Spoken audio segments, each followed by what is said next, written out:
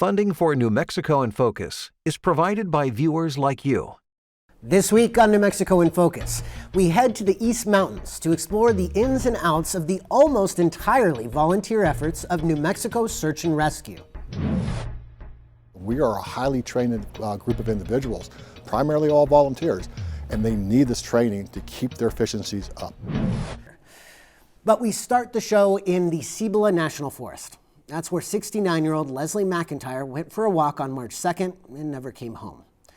A flurry of activity followed as New Mexico Search and Rescue mobilized to look for McIntyre in shifts over the next 36 hours. They didn't find her. And the almost entirely volunteer team suspended the search. Earlier this month, crews returned to the area under the banner of Search and Rescue to look for clues as to what happened to McIntyre. And they took the opportunity to turn the mission into a training exercise. With correspondent Elizabeth Miller at the helm, our team was there to document how search and rescue works and how dependent it is on all those volunteers. With the months going by, I realize I'm pretty anxious about just the fact that she's out there someplace, and I would like to know where she is and what happened to her. Search and rescue crews worked from before 8 a.m. until after 4 p.m. today, searching for signs of what happened to Leslie McIntyre in March. She was my friend for 40 years, and she was 69. She lived next door to me for 30, but she had lived in the neighborhood for 45 years. And so we were just good friends. It was beautiful. Saturday morning, 8:30, I was going out. I'd take her dog for a walk, and she wanted to go with me. So off we went, and just a third mile up the hill behind where we live, I suggested she go back because that was enough, because I was going to do 3 more miles with her dog. So she said, okay, so she went back. And that was about 9 o'clock Saturday morning.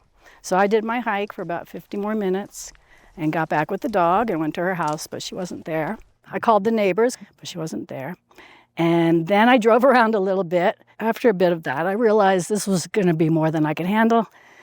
So I went back to the house and thought about it for 10 minutes and then called 911. And what do you know about what they found in those first searches? Nothing. They didn't find anything. I just know she's not here anymore. Zip mouth and listen up because we've got some important stuff you guys need to hear. Today is a training mission. At the same time, the mission itself is to go back and revisit a case where a woman went missing. And at this point, we're looking for evidence that she might be still in the area that we searched.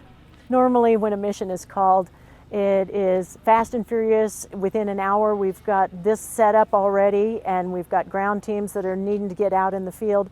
So everything is fast forwarded to an hour rather than this type of a procedure where we've had 2 months to put people in slots and get the planning done. We have invited all the teams that were involved in the actual mission back in March, which was 13 teams. And we have probably 100 responders here today between incident management team and the teams that are out in the field. And normally that would be hard to get within an hour. We call people and these are all volunteers. And so therefore they might be at work, they might be at soccer practices with their kids. A lot of times it's at night and we're searching at night. So depending on what someone has going on the next morning, they may or may not be able to come to a mission.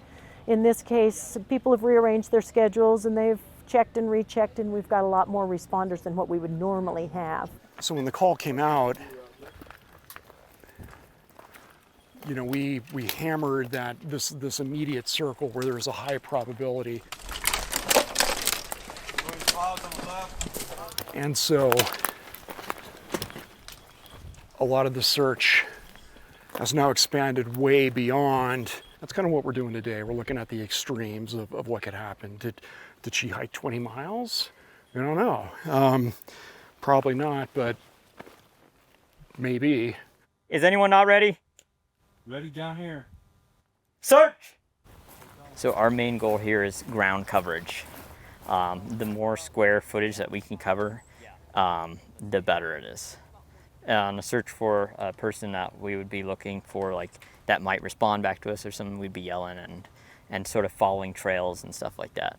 Now we're looking even in the most tiny little places. Were you out with the initial search in March? I was on Operation 2. Yeah. That was the overnight one? Yes. Wow, how was that? I think it was a 12-hour. So I got back to incident base at 6 a.m. It was very cold. It snowed. It was dark.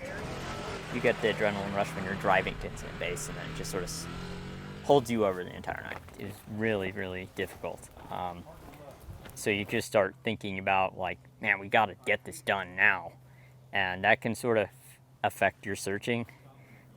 So, you know, on this, I'm a lot more focused. I'm able to just sort of focus on, I'm looking for even the smallest thing, like a bone, a tiny little one. Real quick, if you come across bones, you're not sure what they are, take a picture of each. Historically, through the years, we have very few large missions because we resolve most of our missions within the first 12 hours. So we don't really get involved with a large IMT. So this means that these people need to get out and learn and train and do this stuff. And we are a highly trained group of individuals, primarily all volunteers, and they need this training to keep their efficiencies up.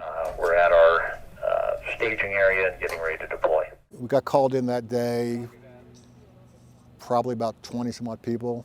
The searchers have gone out doing that, but unfortunately, no sign of her. And how do you make the decision that it's time to call off that search? That's a touchy situation. So basically, under our law and under our policies through the DPS, if we have had clues that the subject may not be in our search area anymore or should never been started up, or one of the other things we watch out for is the safety of our volunteers. So if we don't find the subject during that time frame, we can actually suspend the SAR mission and come back at a later date if we need to do so. A note about tracking, when you download the app, it will default to high resolution. When we searched for Leslie in March, we initially searched what we call the 25% ring. And you can see this actually here. Each one of these lines is a separate person tracking back then. So we had searched that 25. So in today's mission, what we're doing, that same 25 is still there. We are searching now the 50. This runs on a server. They also have an app for iOS and Android. So every team member has a virtual copy. We didn't need any additional devices for this. It runs off of their cell phones. And the best part is, if they lose reception, the phone keeps it all. Prior to 5 years ago, we used to use paper maps, vellum, which is an overlay like a projector where you would draw with markers. I still have some of the stuff in my truck. You would hand draw everything. You would get mad. Ever since we moved to this around COVID, we have had multiple occasions where, because of what we're observing, because of all of this, we have saved lives. These new technologies are more effective, but if the volunteers needed to operate them aren't available during the narrow window of time when a missing person could still be found alive, that tool gets left on the shelf. We approach every search, except for like this training mission, as a subject is going to be alive. I don't ever go into a recovery phase, ever. Survivability is not one of the statistics that I worry about. We can only respond with what resources are willing to come out and help. You got to understand, in the search and rescue program for the state of New Mexico, I've got about 1,000 volunteers throughout the state that are willing to come out and help. But they're all volunteers, they all have Monday through Friday jobs, and they will provide what they can. Typically on an incident like this, we might get maybe 5 or 6 people to come out to be able to help. Needless to say, we typically find our missing subjects during that time frame. So I don't need to go into extended periods. But then if I want to look at specialized resources, drones, helicopters.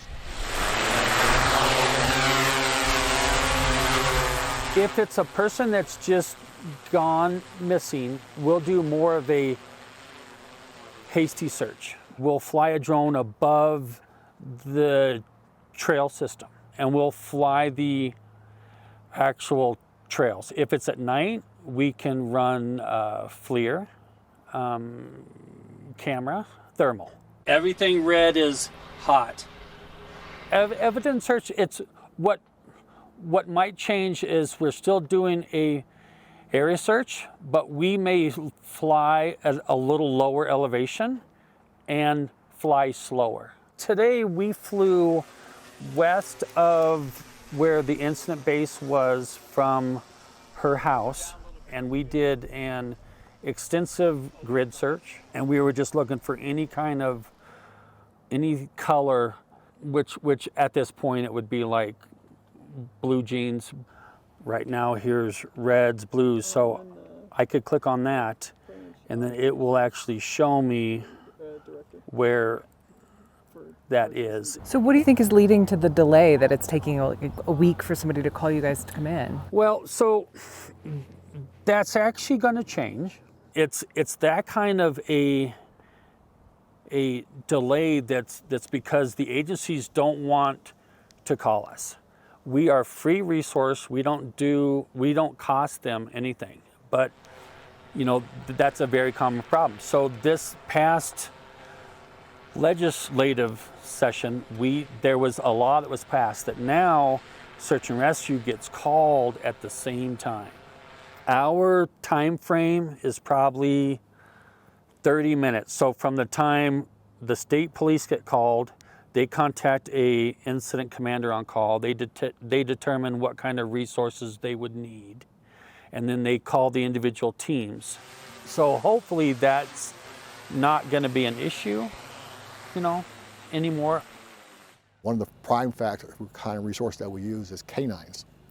We have live fine canines, primarily we use, tracking, trailing, and air scent dogs.